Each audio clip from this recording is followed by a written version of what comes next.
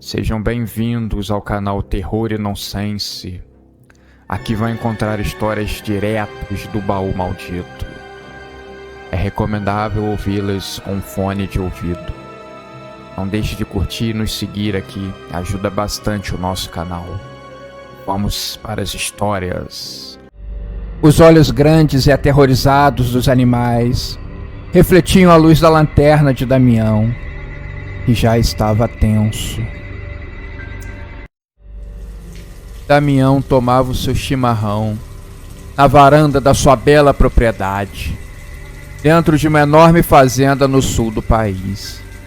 Apreciava a vista. Havia herdado ela do seu pai, embora sempre tivesse trabalhado e muito para ampliar os negócios da família. Se fez merecedor daquele orgulho. Estava com eles há várias gerações. A sua fazenda era referência na região. Ocupava uma área gigantesca e que tinha um trabalho ferrenho em conjunto com a preservação ambiental. Ele, inclusive, todo ano ganhava uma medalha ao mérito pelo seu combate aos crimes ambientais. Volta e meia, algum vagabundo era preso na sua propriedade, fazendo alguma coisa indevida, querendo colocar fogo na mata, ou simplesmente tentando caçar algum animal que era para ser preservado. Damião era firme no combate a isso. Na sua fazenda, os criminosos não tinham a mínima chance. Em uma noite na fazenda, o crepúsculo caía pesado, trazendo consigo uma escuridão densa que parecia envolver tudo. Os cavalos, normalmente calmos àquela hora, começaram a relinchar nervosamente, suas patas raspando a terra seca com inquietação. Lendo um contrato super importante, Damião percebeu a agitação. Ele era um homem de poucas palavras e muitos anos de trabalho naquelas terras. Seus olhos cansados de tanta leitura varreram o horizonte. Tudo parecia normal. Ou quase isso. Um vento frio cortava o ar, mas, estranhamente, uma nuvem escura parava imóvel sobre o céu da fazenda. Ela estava ali, como uma mancha negra que desafiava a lógica. Indiferente ao movimento do vento, o pressentimento de algo errado pesou sobre os ombros de Damião. E com uma lanterna em mãos, ele saiu da segurança do casarão para ver o que estava perturbando os animais. À medida que ele se aproximava do estábulo, os relinchos tornaram-se mais desesperados. Os cavalos batiam os cascos com força, rompendo as cercas, numa tentativa frenética de fugir de algo que só eles pareciam sentir. Os olhos grandes e aterrorizados dos animais refletiam a luz da lanterna de Damião, que já estava tenso. E então, ele viu. Décadas atrás, quando Damião era apenas uma criança, uma coisa terrível tinha acontecido na fazenda. Certa vez, o seu pai tinha sido acordado bem cedo pelo capataz de nome Ademilton. Ele estava chorando, suando demais e desesperado. As palavras saíram emboladas de sua boca. O seu pai, homem decidido e prático, rapidamente se levantou. Damião nesse dia estava dormindo na cama dos pais. De noite, ele havia visto uma enorme luz iluminar o céu, e os sons que ele escutou se confundiam com sussurros de monstros que ele morria de medo das histórias. As lendas corriam soltas na fazenda, ainda mais as lendas que envolviam lobisomens e espíritos malignos. Ele seguiu o pai até uma enorme clareira. Vários bois e cavalos estavam caídos e mortos, com enormes queimaduras em seus corpos. Eles estavam secos, como se todo o sangue em seus corpos tivesse sido drenados, Uma imagem horrível que apavorou Damião por anos e anos. Seu pai ordenou que Ademildo enterrasse os animais e ficasse em segredo. Não contasse aquilo para ninguém. Esse massacre não poderia se espalhar, ou causaria um pânico desnecessário entre os funcionários da fazenda. Voltando ao presente, por trás da nuvem, uma luz intensa brilhou repentinamente, iluminando o céu noturno como um relâmpago congelado no tempo. Era uma claridade fria e inumana que cortava o ar, revelando o contorno de um objeto enorme, algo que Damião nunca havia visto antes. Mas dentro dele, ele pressentia que já. O OVNI estava ali, suspenso no céu, pulsando com uma energia estranha, quase como se estivesse vivo. Os cavalos entraram em pânico, movidos por um medo primal. Eles romperam as cercas e dispararam em todas as direções, seus olhos selvagens refletindo a luz macabra que emanava do objeto. Damião sentia seu próprio coração batendo acelerado no peito, mas seus pés pareciam presos ao chão, seus olhos hipnotizados por aquela presença alienígena que não deveria existir. De repente, a luz piscou novamente, ainda mais forte, cegando-o por um breve momento. Ele cobriu os olhos com o braço, o estômago revirando em um misto de medo e fascínio. Quando finalmente conseguiu abrir os seus olhos, a nuvem havia sumido. O objeto desaparecera junto com ela, como se ele nunca estivesse estado ali. Os cavalos, que momentos antes estavam em completo desespero, agora permaneciam imóveis em um silêncio sepulcral que cortava a alma. Suas cabeças estavam baixas, os olhos vidrados como se tivessem visto algo que a mente humana jamais poderia compreender, algo que havia quebrado seu espírito. O cavalo de Damião caiu no chão, sendo seguido por diversos outros. Damião se afastou rapidamente. O cavalo parecia chorar baixinho. Ele começou a murchar rapidamente. Uma luz parca, forçando a vista, Damião conseguia notar. Ela estava em cima dos animais. Parecia estar sugando as suas vidas para sempre. Uma tristeza imensa. Depois, uma pequena explosão foi ouvida. E uma luz forte quase cegou o homem, e caiu para trás tapando os olhos. A fazenda, que era o amor da sua vida, parecia ter sido tocada novamente por algo impuro, algo que não pertencia a esse mundo. Damião sabia que essas marcas invisíveis permaneceriam com ele até o túmulo. Parecia um pesadelo que se repetiria a cada dezenas de anos. Quando ele fechou os olhos naquela noite, ele ficou sonhando com aquela luz pulsante, e com isso em mente, ele nunca mais acordou.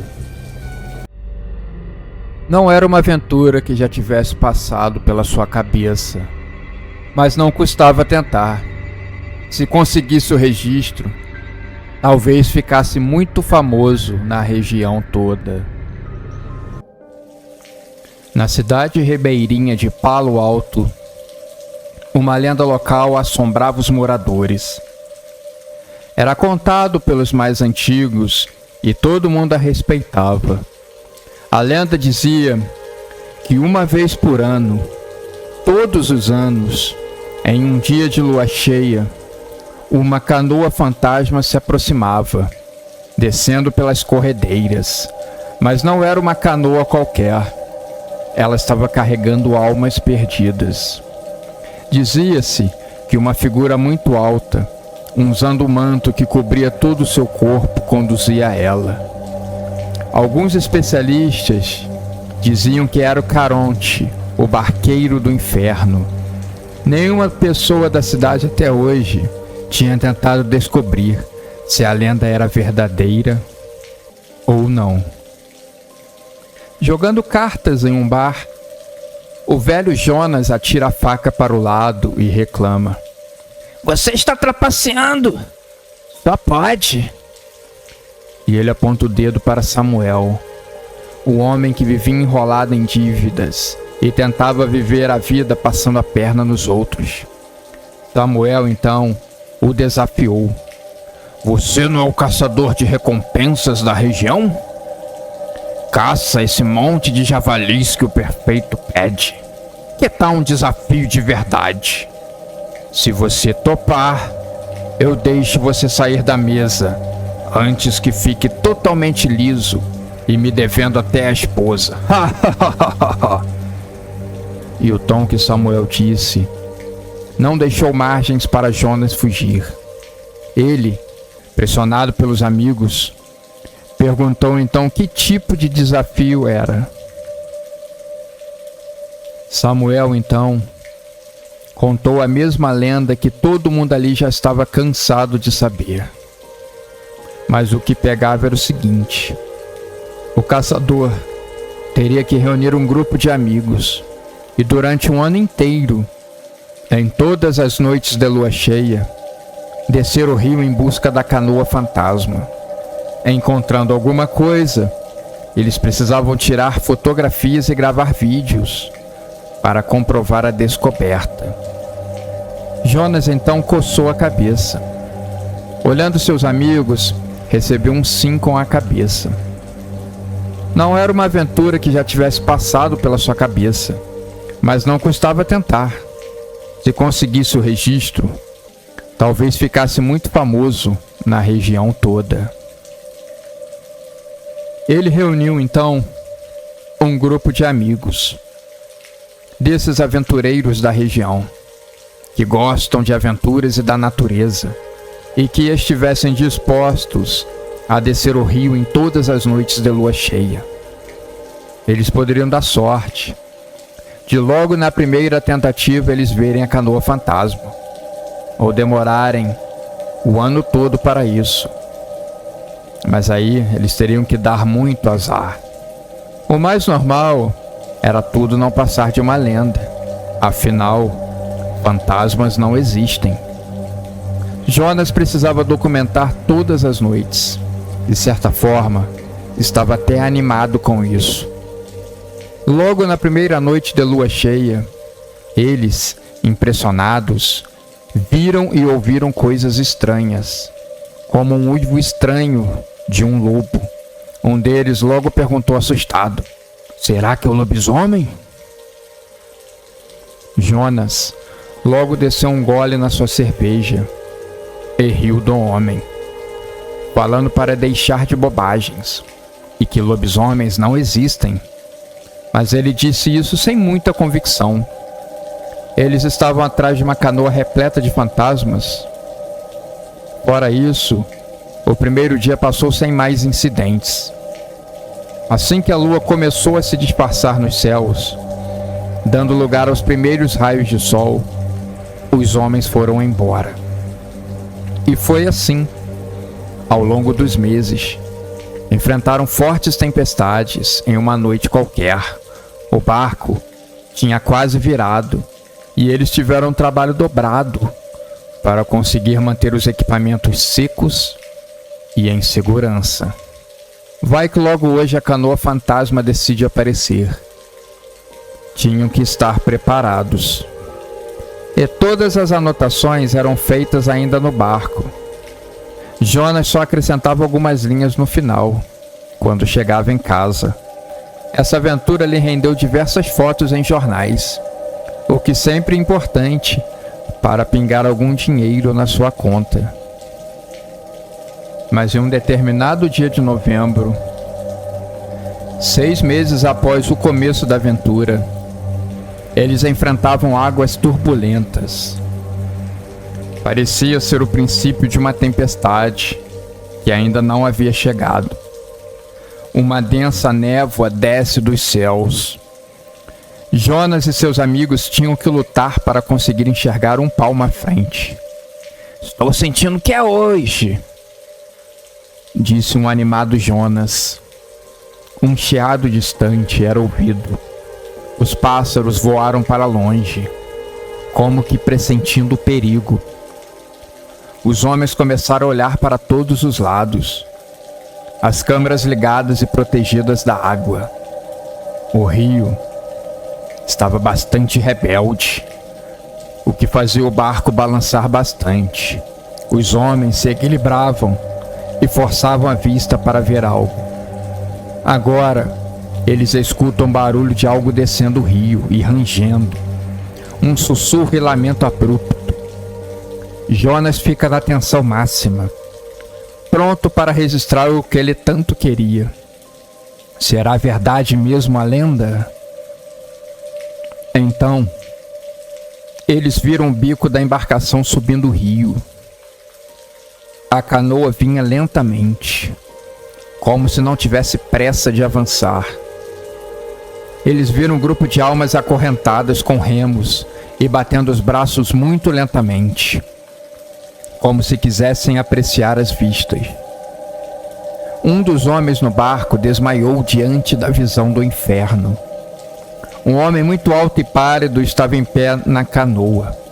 Seu rosto era um vazio dentro do capuz. Um vazio espectral e assustador. Exalava maldade. Jonas sentia um enorme aperto no peito, como se a sua vida estivesse sendo sugada. Ele olhou para os lados, e o mesmo acontecia com seus amigos. "Vamos fugir daqui!" balbuciou Jonas, antes de cair em um sono profundo, tendo a sua alma sugada aos poucos, sua vida se esvaindo do seu corpo. O homem da canoa fantasma deu um tapa com a sua mão fina e cortante, abrindo um rasgo enorme no barco de Jonas, e lentamente começou a afundar. E foi esse o triste fim da aventura. Parece que mais algumas almas serão adicionadas na canoa fantasma. Caronte, como dizia a lenda, seguia conduzindo aquelas almas penadas ao seu senhor. Fascinado pela aura de mistério que cercava esse canal, Bernardo não conseguia desgrudar daquela transmissão misteriosa. Essa história se passa no ano de 2005, que não está tão distante assim dos dias de hoje. Uma transmissão ilegal começou a se espalhar pela cidade. Ninguém sabia de onde ela vinha. Ninguém sabia onde era a sede. Ninguém sabia quem era a mente por trás de tudo aquilo. Mas as pessoas sabiam que era algo muito estranho e viciante. As madrugadas nunca mais foram entediantes. A noite de céu nublado trazia um tom mais escuro, sem o brilho do luar para dar o ar da graça e fazer entrar um pouco de luz no quarto empoeirado e bagunçado do jovem Bernardo, que nesse momento estava se agarrando ao cobertor, buscando conforto contra o frio e contra o medo. A única luz vinha da sua pequena televisão de tubo de 20 polegadas, que exibia uma imagem estática de um palhaço sorridente. Volta e meia, a imagem falhava e mostrava os chuviscos da falta de sinal. Era a TV pirata, e o logo fazia questão de enfatizar esse nome, para não haver nenhuma dúvida e nenhum mistério em torno do nome do canal clandestino, e transmitia programas bizarros e perturbadores. Bernardo descobriu esse canal em uma madrugada de insônia qualquer. Como adolescente, sempre pensava em milhares de coisas que aconteceram durante o dia, pensando bastante nas possibilidades.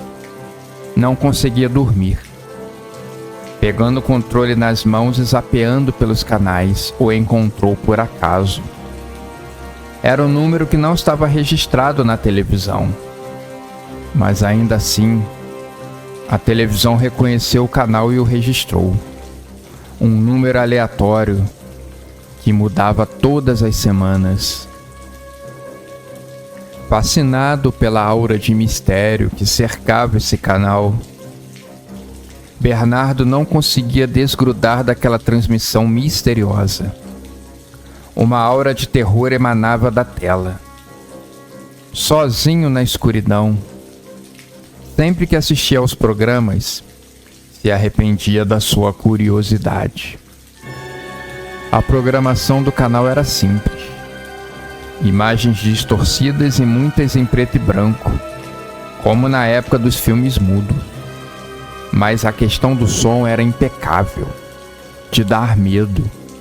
Uma sonoplastia que não devia nada aos melhores filmes de terror de Hollywood.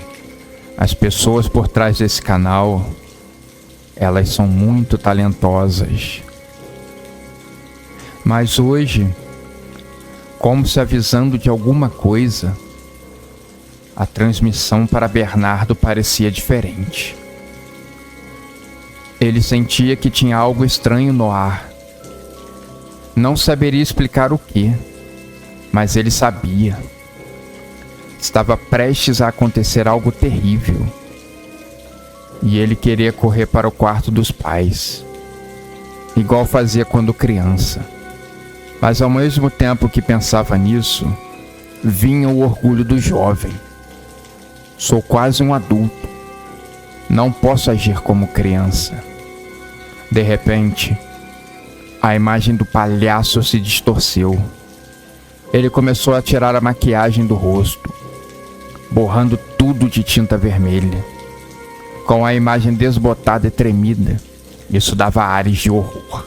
Após um tempo fazendo isso, o rosto do palhaço parecia pálido e ensanguentado. Bernardo ficou horrorizado com a imagem. Como podem fazer algo tão perfeito e assustador? Ele pensava. O palhaço então arregalou os olhos e falou com uma voz rouca e potente, tirada do fundo do seu peito. Era como um sussurro vindo do além. Você está me assistindo, Bernardo? Se estiver, saiba que você é meu. E eu vou pessoalmente buscar a sua alma. O terror fez todos os pelos do corpo de Bernardo ficarem em pé. Ele pensou seriamente em correr para o quarto dos pais, mas ele não conseguia sair da cama. Estava paralisado de medo. A imagem do homem que era o palhaço começou a se transformar em um monstro sinistro e horripilante, com garras e dentes afiados, olhos esbugalhados e amarelados. O som da transformação era um show à parte, muito bem elaborado. Depois disso, a imagem mudou para uma espécie de hotel abandonado. Alguém estava chegando nele para narrar histórias de fantasmas e coisas do tipo.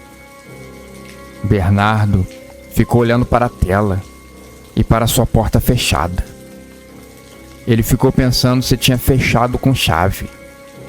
Decidiu se esgueirar até lá. Girou a chave e voltou correndo para debaixo das cobertas. Será que não foi tudo minha imaginação? Ele pensou. Como que ele poderia saber o meu nome? Eu imaginei isso. De repente ele pode ter falado Braulio ou Bruno. Quem sabe? Só pode ser essa a explicação. Eu estava tão nervoso que eu ouvi coisas demais. Estava Bernardo pensando, querendo se acalmar. Ele poderia simplesmente desligar a televisão e ir dormir. Mas a curiosidade sempre falava mais alto. A transmissão seguia narrando histórias macabras, de morte e sofrimento. Um baque surdo do outro lado da tela. Bernardo deu um pulo da cama. um fantasma havia aparecido no hotel. A mulher que tinha chegado nele e estava narrando as histórias corria para longe. A câmera focava no seu rosto de desespero. Ela corria. O fantasma vinha atrás. E em um determinado momento, ela escorrega e cai em cima de algo pontiagudo no chão, que entra no seu pescoço. Ela morre agonizando. O fantasma então se transforma no palhaço. É uma transição impecável de efeito e cena. E agarra a cabeça da mulher. Aponta o dedo para a tela com aquele seu olhar penetrante. Você não entendeu, Bernardo. Hoje foi ela. E amanhã será você. Bernardo não aguentou mais ver aquilo e tentou desligar a televisão. Mas o controle não funcionou. Ele tentou outras diversas vezes, todas sem sucesso. Abriu o controle e encaixou as pilhas novamente. Mas a televisão não desligava. A transmissão parecia estar impedindo isso. O jovem se via preso àquelas imagens. Talvez precisasse ver até o final. A imagem agora mostrava isso. Apareceu escrito em uma tela de fundo preto e com letras brancas. Não desligue a televisão. Assista às próximas cenas. As horas se arrastam como uma eternidade. Cada minuto uma tortura. E a todo momento, Bernardo se esconde nas cobertas. Ele rezava baixinho, pedindo ajuda a todos os santos, mas parecia que ninguém o ouvia. A tempestade continuava do lado de fora, como um lamento fúnebre de algo que estava prestes a acontecer. Finalmente, o som macabro da transmissão silenciou, e Bernardo, por um breve momento, pôde apreciar a paz. Ele tinha se levantado para desligar a televisão, mas nem pelo botão ela desligava. Tentou tirar da tomada, mas como mágica ou presa a elementos malignos, a imagem estava com chuvisco sem som, mas continuou ligada. Bernardo então decidiu ignorar e ir dormir. Mas pouco depois, quando estava quase entrando no mundo dos sonhos, o palhaço retornou à transmissão. O som sinistro voltou a ecoar pelo quarto e Bernardo levantou com um pulo. O jovem estava se sentindo vazio, exausto, como se tivesse passado por uma guerra espiritual. O palhaço estava sorrindo para ele. O terror ainda não tinha o abandonado. Ele estava dando um tchau bem lento para a tela, e a imagem do palhaço foi substituída por letras bem grandes que anunciava que depois de hoje a transmissão ilegal seria finalizada para sempre. Hoje havia sido o último dia da programação. A mensagem também agradecia a todos que assistiram, incluindo o jovem Bernardo, que era sempre um espectador muito importante. Mas ele tentou dormir, ainda mais agora que faltava pouco para o dia começar a clarear, e o galo cantar a plenos pulmões, mas não conseguiu. Assim que praticamente caiu nos sonhos, um pesadelo terrível das imagens de sons presenciados não queriam deixar o jovem dormir. Algo bateu na sua janela. Ele continuou tentando dormir. No limiar entre sonho e realidade, um outro barulho. E dessa vez parece ter quebrado o vidro. Agora mais outro. Alguém estava jogando pedras na sua janela. O menino Bernardo parece ter despertado. Coçou os olhos. Como era possível alguém estar ali? Ele morava no quarto andar de um prédio. mas ele pisou em cacos de vidro e machucou o pé. E reclamando da dor, ele abriu as cortinas, e o que ele viu o fez dar mais 2 passos para trás, se machucando ainda mais no vidro quebrado. A imagem do palhaço estava ali, flutuando na frente da sua janela. Em uma mão, uma enorme pedra. Na outra, um taco enorme de beisebol. Um pico de adrenalina. Uma experiência que poderia ter marcado a vida inteira do jovem Bernardo. Uma mente frágil e uma alma atormentada. Ele sofria com bullying na escola. Ninguém lhe dava atenção. As suas coisas serviriam apenas para serem jogadas para o alto e chutadas.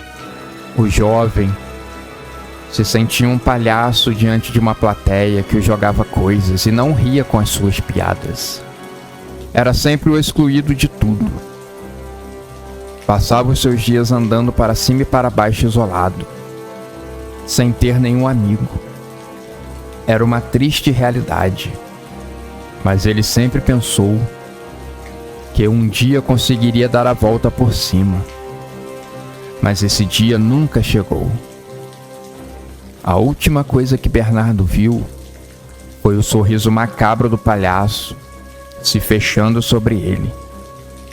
Seus olhos vermelhos como brasas queimando em sua alma. A transmissão ilegal se dissolveu em estática e o quarto foi tomado por um silêncio sepulcral. Na manhã seguinte, a família de Bernardo o encontrou sem vida na cama. O rosto contorcido é uma expressão de terror inimaginável. A causa da morte foi um ataque cardíaco fulminante.